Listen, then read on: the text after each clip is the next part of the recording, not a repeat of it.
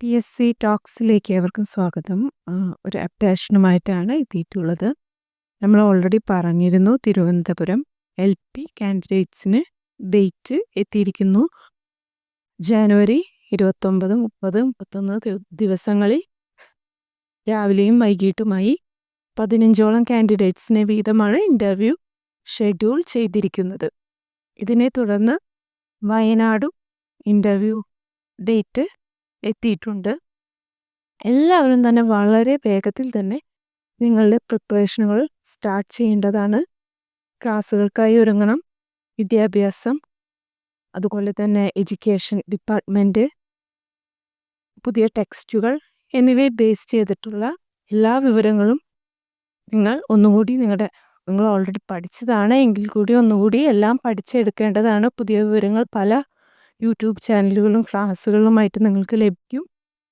വളരെ പെട്ടെന്ന് അവയെല്ലാം തന്നെ കാണേണ്ടതും പഠിക്കേണ്ടതുമാണ്. കാരണം ഏറ്റവും വലിയൊരു കാര്യം എന്ന് പറയുന്നത് ഇപ്രാവശ്യം വളരെ ചെറിയ ലിസ്റ്റുകളാണ് വന്നിരിക്കുന്നത്.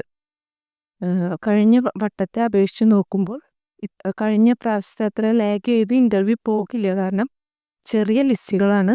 വളരെ പെട്ടെന്ന് തന്നെ ഇൻ്റർവ്യൂ കഴിയും.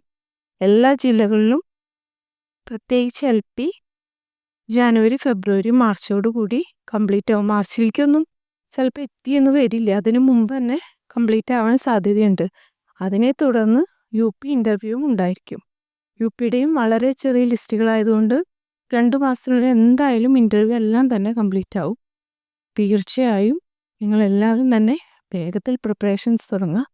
കിട്ടാവുന്ന സമയം നമ്മുടെ യൂട്യൂബ് ചാനലിലായാലും മറ്റു ചാനലുകളായാലും നിങ്ങൾക്ക് ക്ലാസ്സുകൾ തരുന്ന ഒരുപാട് ഓൺലൈൻ പ്ലാറ്റ്ഫോമുകളുണ്ട്.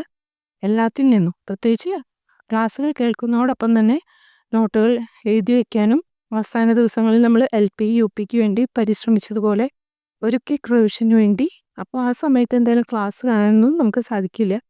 അപ്പോൾ നമുക്ക് ആവശ്യമുള്ള പോയിന്റുകളെല്ലാം തന്നെ എഴുതി വയ്ക്കുക. ആ സമയത്ത് റിവിഷൻ ചെയ്യുക. All the best. തീരെ നമുക്ക് നല്ലൊരു സോഴ്സിൽ നിന്നാണ് നമുക്ക് ഇത്രയും പെട്ടെന്ന് ഇൻ്റർവ്യൂ ഉണ്ടാകുമെന്നും ഒരുപാട് നീണ്ടു പോകില്ല എന്നുള്ളൊരു വാർത്ത അറിയാൻ കഴിഞ്ഞത്. തീർച്ചയായും നിങ്ങൾക്ക് ഹെൽപ്ഫുൾ ആകും എന്ന് കരുതുന്നു. Thank you.